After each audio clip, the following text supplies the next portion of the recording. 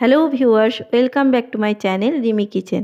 আজ আমি তোমাদের সাথে শেয়ার করছি খুব কম উপকরণে মিষ্টির একটি রেসিপি। এটা দেখতে যতটা সুন্দর, খেতেও কিন্তু ততটাই সুস্বাদু। যখন কোনো মিষ্টি খেতে ইচ্ছে করবে, বাড়িতে থাকা কম উপকরণ দিয়েই এই রেসিপিটা বানিয়ে নিতে পারবে। এই মিষ্টিটা বানিয়ে নেওয়া যায় খুব সহজেই। আমি আজকে তোমাদের সাথে শেয়ার করছি খুব সহজ একটি রেসিপি, সুজির রসবড়া, যেটা মুখে দিলেই কিন্তু মিলিয়ে যাবে। রেসিপিটা শুরু করার আগে যারা আমার চ্যানেলে নতুন এসেছো তারা প্লিজ আমার চ্যানেলটাকে সাবস্ক্রাইব করে দিও, আর পাশে থাকা বেল আইকনটি অবশ্যই প্রেস করে দিও। তাহলে আমার নতুন কোনো ভিডিও সমস্ত নোটিফিকেশন তোমাদের কাছে পৌঁছে যাবে। চলো শুরু করি রেসিপিটা। এখানে আমি একটা প্যান নিয়ে নিয়েছি, তার মধ্যে দেখো 1 চামচ মতন ঘি নিয়ে নিলাম। ঘিটা গরম করতে দিলাম। ঘি গরম হয়ে গেছে। এবার এখানে আমি 1 বাটি মাপে এখানে আমি সুজি নিয়ে নিয়েছি। সুজিটাকে আমি ঘিয়ের মধ্যে হালকাভাবে নাড়াচাড়া করে ভেজে নেব। এটা কিন্তু পুরো লাল করে ভাজার প্রয়োজন নেই, জাস্ট এটাকে নাড়াচাড়া করে নেব 2 থেকে 3 মিনিট মতন। তো দেখো ঘিয়ের সাথে ভালোভাবে সুজিটাকে আমি নাড়াচাড়া করে নিচ্ছি। একটু ভাজা ভাজা করে নেব যেন কাঁচা গন্ধ না থাকে। এটা লাল করে ভাজার প্রয়োজন নেই, জাস্ট একটু ভেজে নেব গন্ধ যাওয়া অবধি। দেখো এটা আমি ভালো করে ভেজে নিচ্ছি। তার মধ্যে আমি একটু লবণ যোগ করলাম, যাতে মিষ্টি তৈরি করার সময় মিষ্টির ব্যালেন্সটা খুব ভালো থাকবে। সামান্য আমি এখানে লবণ দিয়ে দিলাম। আর দেখো এখানে আমি দিয়ে দিচ্ছি একটু এলাচের গুঁড়ো, যাতে ফ্লেভারটা খুব ভালো আসবে।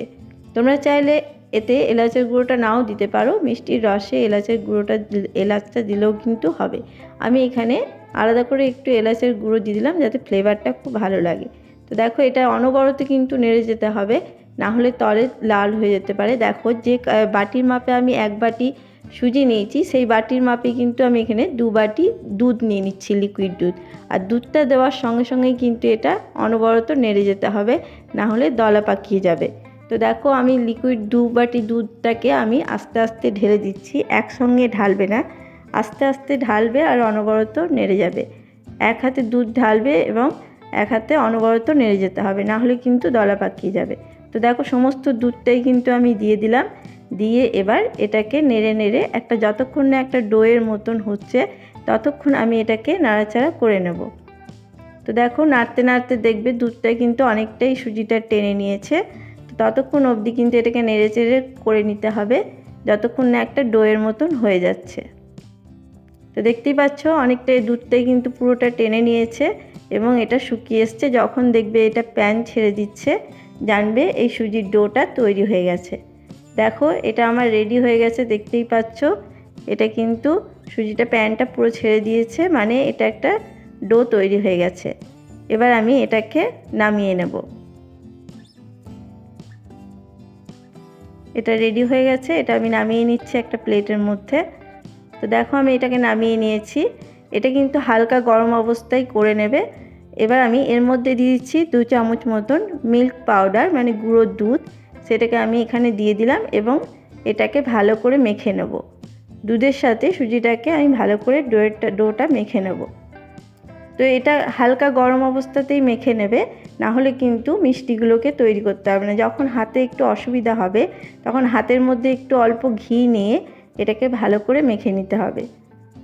হাতে ঘি নিয়ে করলে তাহলে এটা মাখতে অসুবিধা হবে না, হাতে লেগেও যাবে না।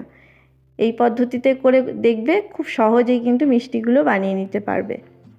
তো দেখো এগুলো আমি ভালো করে মেখে নিচ্ছি। ভালো করে মেখে একটা নরম ডো আমি তৈরি করে নিচ্ছি।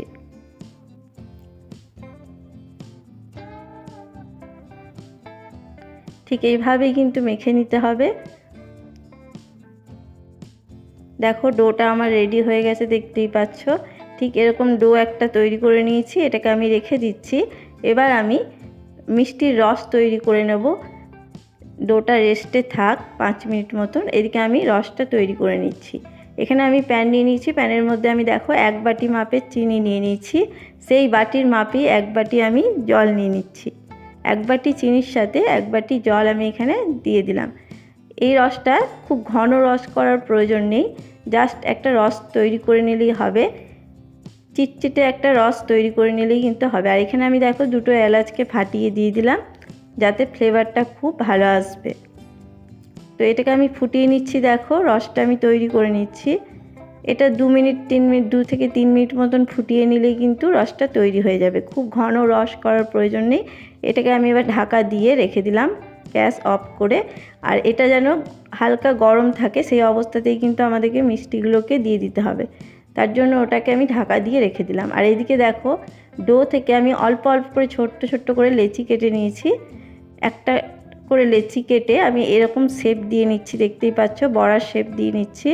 এরকমভাবে বড়ার শেপ দিয়ে নেবে এবং প্রত্যেকটা মিষ্টিকে তৈরি করে নেবে। তো আমি দেখো মিডিয়াম সাইজের শেপগুলো করে নিচ্ছি। তোমরা চাইলে আরও ছোটও করে নিতে পারো। তো দেখো এরকমভাবে হাতের মধ্যে চাপ দিয়ে, ঠিক খুব সহজ কিন্তু এটা বানানো, খুব কঠিন কাজ নয়, এটা সবথেকে সহজভাবেই বানানো যায়। তো এরকম করে ছোট্ট করে একটা করে লই নিয়ে বড়ার শেপ দিয়ে নিতে হবে। দেখো আমি প্রত্যেকটাই তৈরি করে নিয়েছি। তো এরকম করে আমি প্রত্যেকটা তৈরি করে নেব মিষ্টিগুলোকে। দেখো এটা আমার তৈরি হয়ে গেছে, প্রত্যেকটা তৈরি করে নিয়েছি। আর এর মধ্যে যেন কোনো ক্র্যাক ভাব না থাকে সেটার দিকে ধ্যান রাখবে।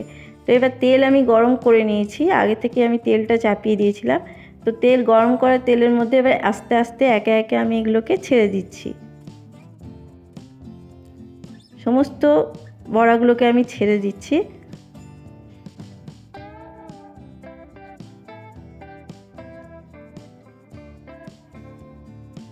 তো দেখো এখানে কিন্তু আমি সমস্ত বড়াগুলোকে ছেড়ে দিলাম। এবার একটা পাশ আমাকে হতে দিতে হবে। এটা একটা পাশ যখন হয়ে আসবে তারপরে আমি এটাকে উল্টে দেব। তো দেখো একটা দিক হয়ে এসছে, এবার আরও একটা দিক উল্টে দিচ্ছি। এরকম করে কিন্তু উল্টে পাল্টে একটু সময় নিয়ে ভেজে নিতে হবে। একটু সময় নিয়ে ভাজবে, তাড়াহুড়ো করে ভাজলে ভেতরটা কাঁচা থেকে যাবে। তো আস্তে আস্তে করে এরকম করে উল্টে পাল্টে সমস্ত বড়াগুলোকে আমি ভেজে নিচ্ছি। যতক্ষণ না এটাতে কালার আসছে ততক্ষণ কিন্তু আমাকে উল্টে পাল্টে ভালো করে ভেজে নিতে হবে। যতক্ষণ না বড়াগুলোতে কালার চলে আসছে ততক্ষণ কিন্তু আমি নাড়াচাড়া করে ভেজে নেব। তো বন্ধুরা আমার চ্যানেলে কিন্তু আরও মিষ্টির রেসিপি দেওয়া আছে, তোমরা চাইলে দেখে নিতে পারো। আর যদি ভালো লাগে অবশ্যই একটু লাইক করে দিও। তো দেখো আমি উল্টে পাল্টে পুরো ভেজে নিচ্ছি। আর তোমাদের যদি আরও কোনো নতুন রেসিপি দেখার ইচ্ছে থাকে অবশ্যই আমাকে জানাতে পারো, আমি চেষ্টা করব তোমাদের সাথে শেয়ার করার। তো দেখো উল্টে পাল্টে পুরো রং ধরা পর্যন্ত কিন্তু আমি ভেজে নিচ্ছি। এটা আমার হয়ে গেছে, আমি এগুলোকে এবার তুলে নিচ্ছি। ঠিক দেখতে পাচ্ছ এরকম কালার হয়ে গেলেই আমি কিন্তু এটাকে তুলে নেব। আর এই গরম অবস্থাতেই আমি কিন্তু রসের মধ্যে দিয়ে দিচ্ছি। আর রসটাও একটু হালকা গরম আছে, কুসুম গরম আছে।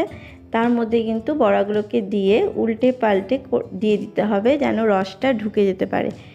উল্টে পাল্টে দিয়ে এটাকে আমি 1 ঘন্টার জন্য ঢাকা দিয়ে রেখে দেবো। তোমরা চাইলে আরও বেশি সময় ধরে রাখতে পারো, তাহলে আরও ভালো হবে। তো আমি এটাকে 1 ঘন্টার জন্য রেখে দিচ্ছি। 1 ঘন্টা পর তোমাদেরকে আমি দেখাচ্ছি। দেখো 1 ঘন্টা হয়ে গেছে। 1 ঘন্টা পর দেখতেই পাচ্ছ এই বড়াগুলো কিন্তু ডবল হয়ে গেছে ফুলে। আর রসগুলো পুরো ভালোভাবে টেনে নিয়েছে। দেখতেই পাচ্ছ রসগুলো কিন্তু পুরো কমে গেছে। এত দারুণ হয় এই রেসিপিটা, একবার হলেও কিন্তু বাড়িতে বানাবে। এই মিষ্টিগুলো খেতেও খুব সুন্দর হয়, দেখতে যতটা সুন্দর খেতেও কিন্তু অসাধারণ হয়। আমি তোমাদেরকে রিকোয়েস্ট করব একবার হলেও বাড়িতে বানাও এবং আমাকে কমেন্ট বক্সে অবশ্যই জানাবে যে কেমন হয়েছে তোমাদের এই রসবড়াগুলো। আমার তো খুবই ভালো লেগেছে, আমাদের বাড়িতে সবার খুব পছন্দ হয়েছে, তাই আবারও বানিয়েছিলাম। বারবার বানাতে ইচ্ছে করে এই রসবড়াগুলো, একবার খেলে কিছুতেই মন ভরবে না, মনে হবে আবার খাই। তো আমি তোমাদেরকে রিকোয়েস্ট করব একবার হলেও বাড়িতে বানাও। এটা খুব কম উপকরণে তৈরি করা হয়। তোমরাও একবার বাড়িতে বানিয়ে দেখো বন্ধুরা, আশা করছি তোমাদের খুব ভালো লাগবে। আজকে যদি আমার ভিডিওটা ভালো লেগে থাকে অবশ্যই লাইক করে দিও, শেয়ার করে দিও এবং কমেন্ট করে দিও এবং সাবস্ক্রাইব করে দিয়ে আমার পাশে থাকার রিকোয়েস্ট রইল। আবার কোনো রেসিপি নিয়ে আমি হাজির হব। আর তোমাদেরকে আমি দেখো কেটে দেখাচ্ছি কতটা এটা নরম তৈরি হয়েছে। খুব নরম তৈরি হয় এবং মুখে দিলে কিন্তু এটা মিলিয়ে যায়। একবার অবশ্যই বানাবে বাড়িতে এবং আমাকে কমেন্ট বক্সে জানাবে যে কেমন হয়েছে। আশা করব তোমাদের ভিডিওটা ভালো লেগেছে। আবার কোনো নতুন রেসিপি নিয়ে হাজির হব। সবাই ভালো থেকো।